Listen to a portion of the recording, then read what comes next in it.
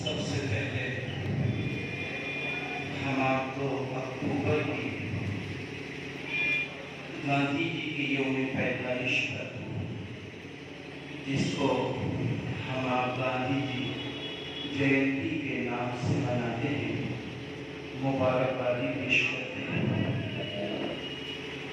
ہم جانتے ہیں کہ ہمارے اور آپ کے گاندھی جی 2 اکتوبر 1869 میں پور بندر شہر گجرات میں پیدا ہوئے۔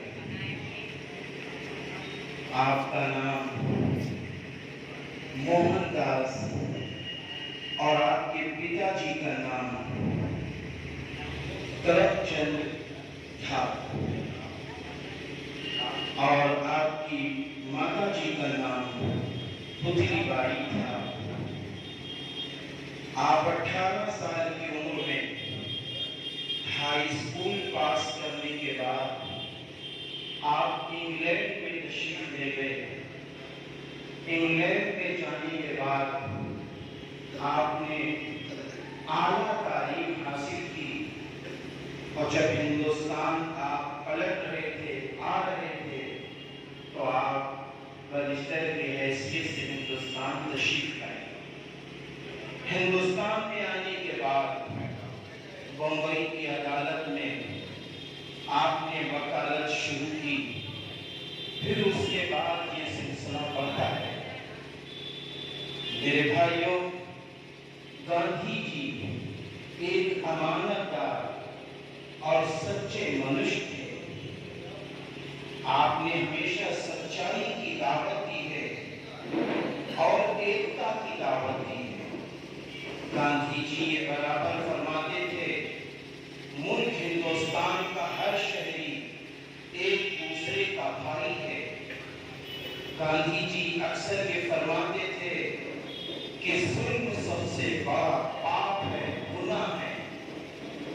گاندھی جی نے ہمیشہ اس بات کی طرف توجہ دی کہ لوگوں، اس ملک کو بڑھانے میں ہمارا اور آپ کا کردار رہے گا، کیونکہ ملک کی آزادی میں گاندھی جی کا سب سے بڑا رول رہا۔ گاندھی جی نے کئی آندولن چلائے، جس میں سے ایک آندولن یہ بھی چلایا، انگریز ہندوستان چھوڑو، اس میں وہ کامیاب ہوئے۔ گاندھی جی ہمیشہ اپنا کام خود کرتے تھے۔ اکثر ان کی کوشش ہوتی تھی کہ میں سارا کام خود کروں۔ جہاں آپ چرخا چلاتے تھے تو دوسری طرف گاندھی جی اپنے سارے کام خود کیا کرتے تھے۔ سیاسی پلیٹ فارم ہو، غیر سیاسی پلیٹ فارم ہو، سارے پلیٹ فارم میں گاندھی جی نے بڑھ چڑھ کر حصہ لیا، اور ایک سچے ایماندار منش کی حیثیت سے گاندھی جی ایک اچھے رہنما بن کر جب تک رہے، آپ اس دھرتی پر وہ کام کرتے گئے کہ جس کام کو سب نے سراہا اور پسند کیا۔ گاندھی جی کو 2 کام بہت پسند تھے، ایک تو دل کی صفائی یعنی سچائی، اور دوسرے ظاہری صفائی، ہمارے مکان کے آس پاس کی صفائی، ہمارے محلوں کی صفائی۔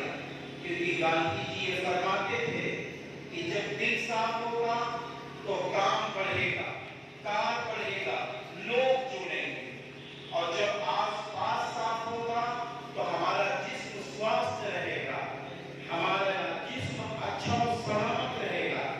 اسی لیے گاندھی جی نے صفائی کو بہت پسند کیا۔ وہ کبھی کہیں کوڑا کرکٹ دیکھتے تو بے چین ہو جاتے۔ گاندھی جی نے ایک موقع پہ یہ بھی فرمایا تھا، فرمایا کہ ایک عورت گھر کی 4 دیواری کو سکھ اور شانتی کے پھول دے سکتی ہے۔ اور آگے یہ بھی ایک موقع پر فرمایا کہ جب میں تاریخ کا مطالعہ کر رہا تھا تو گاندھی جی یہ بھی ایک جگہ تحریر فرما رہے ہیں کہ لوگوں، اپنے بچوں کی کی تعلیم کی بڑی فکر کرو۔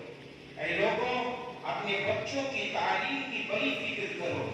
جب میں نے گاندھی جی کی کتاب پر مطالعہ اور اسٹڈی کر رہا تھا تو اسی موقع پر مفکر اسلام حضرت مولانا سید ابوالحسن علی ندوی عرف علی میاں رحمۃ اللہ علیہ کا وہ جملہ بھی یاد آیا کہ آپ نے فرمایا تھا تعلیم ریڑھ کی ہڈی ہے۔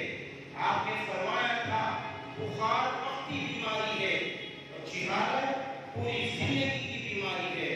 میرے بھائیوں، اگر ہم کو جہالت سے لڑنا ہے تو آج 2 اکتوبر کے موقع پر ہم کو 2 فیصلے کر کے جانے ہیں۔ ایک فیصلہ یہ کرنا ہے کہ ہم اندر سے بھی صاف رہیں گے، باہر سے بھی صاف رہیں گے اور اپنے گھر کے آس پاس کی صفائی کرتے رہیں گے۔ لیکن ایک بڑی بات میں بتا دوں، میں نے یہ دیکھا ہے، آج مجھے دکھ ہے، دکھ کے ساتھ کہنا پڑ رہا ہے کہ لوگ اپنے گھر کے سامنے تو کوڑا نہیں ڈالتے لیکن دوسروں کے گھروں کے سامنے جا کے کوڑا ڈال دیتے ہیں۔ جب بھی نگر پالکا کی طرف سے ہمارے اಧ್ಯکش جناب عزت مآب علی وقار حاجی جلیل احمد انصاری صاحب اور اسی طریقے سے نگر پالکا کے ہمارے اچھاشی ایو صاحب بہت فکر مند رہتے ہیں۔ حضور انسپکٹر اور کتنے لوگ میں خود دیکھتا ہوں، میں اس لیے تعریف نہیں کر رہا ہوں کہ آپ کچھ اور سوچیں، میں دل سے کہہ رہا ہوں، میں خود دیکھتا ہوں کہ آپ آ کے فوٹو کھینچتے ہیں، لوگوں کو بلا کے سمجھاتے ہیں میرے بھائی کوڑا نہ ڈالنا، میرے بھیا کوڑا نہ ڈالنا، کبھی کبھی فرماتے ہیں جرمانہ لگے گا۔ لیکن میری عادت ایسی بن چکی ہے، ایسی بن چکی ہے کہ ہم خود تو گندگی میں نہیں رہنا چاہتے لیکن دوسروں کو گندگی میں رہتے ہوئے دیکھتے ہوئے خوش ہوتے ہیں۔ خدارا ایسا نہ کرو، ہمیشہ یاد رکھو جو ہمیں پسند ہے وہی دوسروں کو پسند ہے۔ اگر ہمیں یہ پسند ہے لوگ ہمارا سامان کریں تو دوسروں کو بھی یہی پسند ہے۔ اگر ہمیں یہ پسند ہے ہمارا گھر صاف ہو، ہمارے گھر کے آس پاس صاف ہو تو دوسروں کو بھی یہ پسند ہے۔ کہیں ایسا نہ ہو کہ ہم تو بڑی طاقت والے ہیں اور دوسرا بیچارہ کمزور ہے، اگر کمزور کے گھر میں ہم نے کوڑا ڈال دیا تو یاد رکھنا میرے بھائیوں، اس کمزور کا مددگار اللہ بن کر آ جائے گا، ایشور بن کر آ جائے گا، گاڈ بن کر آ جائے گا، وہ اس کی مدد کرنے کے لیے تیار ہو جائے گا، پھر ساری طاقتیں چھین جائیں گی۔ تاریخ شاہد ہے کہ دھرتی پر ظلم ہوا ہے تو پیدا کرنے والا فوراً اس ظلم کو روکتا ہے۔ اس لیے میرے بھائیوں، قصبہ خیر آباد کی چاہے نالیوں کا مسئلہ ہو، چاہے سڑکوں کا مسئلہ ہو، چاہے چوراہوں پہ پلوں کا مسئلہ ہو، نگر پالکا آپ سے کہہ سکتی ہے، ہمارے اچھاشی آپ سے گزارش کر سکتے ہیں، لیکن یہ ہر وقت کھڑے نہیں رہیں گے۔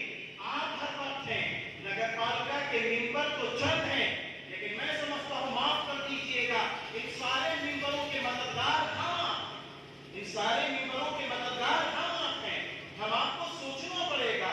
ابھی ڈینگو جیسی بیماری آ رہی ہے، پتہ نہیں کیسی کیسی بیماریاں آئیں، یہ بیماریاں آتی ہیں، ہم بھی مانتے ہیں، سارے مذہب میں لکھا ہوا ہے بیماری اللہ دیتا ہے، پیدا کرنے والا دیتا ہے، لیکن ذریعہ کوئی نہ کوئی بنتا ہے، ذریعہ ضرور کوئی نہ کوئی بنتا ہے۔